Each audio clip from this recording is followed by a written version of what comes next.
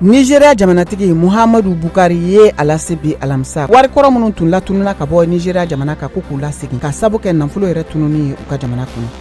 Mediterranée kɔgɔji jikan lakanabagaw ye mɔgɔ 156 ni kisi wulikajɔ 2 senfɛ bato dɔ furunen kɔfɛ mɔgɔ 73 de tununen don kabiri bato in tora ji la min tun bɔra Libi jamana ka taratadon Nations Unies ka fɔ la.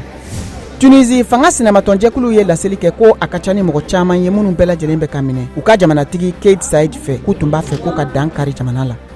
Afrique du Sud kurantigɛ banbali min bɛ u ka jamana kɔnɔ hali bi kɛra sababu ye ka gɛlɛyaba de la bi kɛnyɛrɛye cakɛda caman kan ko dolari wari miliyɔn 55 ani tɔrɔmɔɲɔ 5 de bɛ perdu tile o tile.